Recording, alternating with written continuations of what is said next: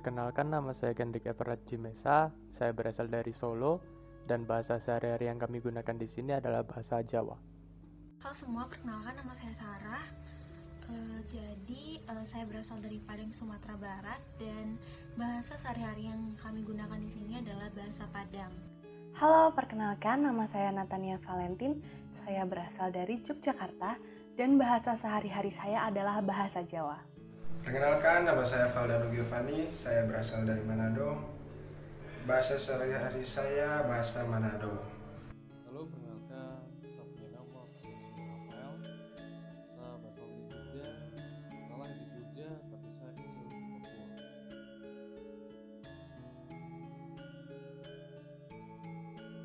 Pengalaman yang saya ingin bagikan di sini adalah kunjungan saya ke rumah sepupu saya di Bulukumba, yaitu sebuah kota yang berlokasi di Sulawesi Selatan. Setelah tiba di kota tersebut, sepupu saya mengajak saya untuk makan siang dengan berkata dalam bahasa Bugis, "Lau manre", yang artinya jika diartikan dalam bahasa Indonesia, berarti ayo makan. Saya yang tidak mengetahui arti dari kata tersebut hanya terdiam. Di sini terjadi sebuah hambatan komunikasi verbal yang muncul akibat adanya perbedaan penggunaan bahasa antara saya dengan sepupu saya. Namun akhirnya hambatan ini dapat diatasi dengan kesepakatan antara saya dan sepupu saya untuk berinteraksi satu sama lain menggunakan bahasa Indonesia. Jadi cerita singkat yang bisa saya bagikan adalah di Padang ini, di tempat saya khususnya kami jarang menggunakan bahasa kamu atau aku. Nah, jadi kebetulan ada teman saya yang berasal dari Jakarta, terus kami iseng-iseng ngobrol. Nah, nggak sengaja saya keceplosan ngomong kalau Angnyeokama. Nah, di Padang itu Angnyeokama itu artinya kamu mau kemana. Nah, teman saya yang dari Jakarta ini kayak bingung gitu, kayak nggak ngerti apa yang saya bilang. Akhirnya dia diem dan saya dicuekin.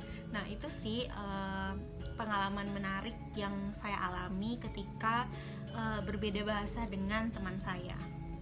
Nah, kalau pengalaman unik pasti ada sih. Jadi dulu waktu SMA aku itu sekolah di suatu sekolah yang mana siswanya itu dari berbagai daerah di Indonesia, atau biasa juga sering disebut dengan Indonesia Mini.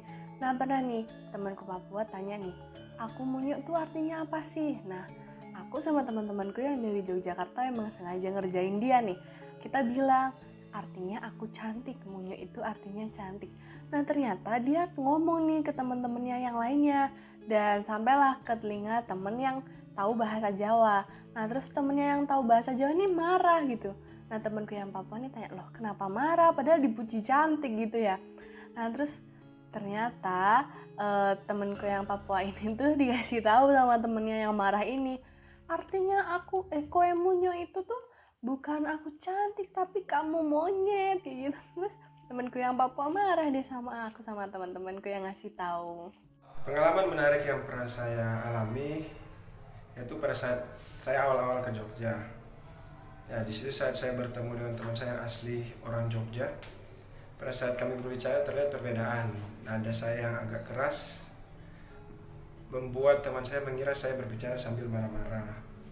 Nah, disitulah saya merasakan perbedaan budaya yang saya rasakan alami, yang menurut saya menarik ya.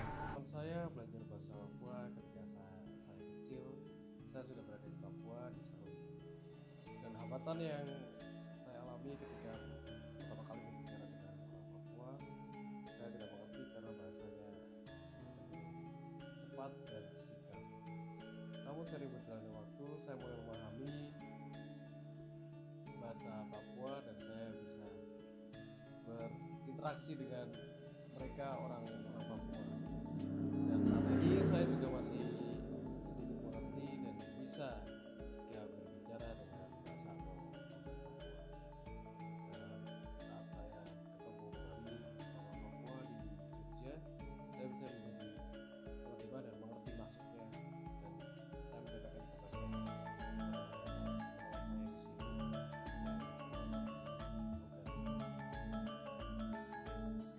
Nah, ini semua menandakan bahwa Indonesia terdiri dari berbagai bahasa. Kita sering tidak menyadari pentingnya bahasa, karena sepanjang hidup kita hanya menggunakannya saja tanpa tahu apa makna di balik semuanya. Kita baru menyadari pentingnya bahasa ketika kita menemui jalan buntu dalam menggunakan bahasa. Misalnya ketika kita berupaya berkomunikasi dengan orang lain yang memiliki bahasa yang berbeda dengan kita. Namun, dengan adanya bahasa dan komunikasi verbal, maka akan mempermudah hidup kita. Oleh karena itu, penting bagi kita untuk dapat berkomunikasi dengan orang lain melalui komunikasi verbal maupun nonverbal, dan juga mempelajari bahasa yang ada di Indonesia. Sudahkah kamu mempelajari bahasa yang ada di Indonesia?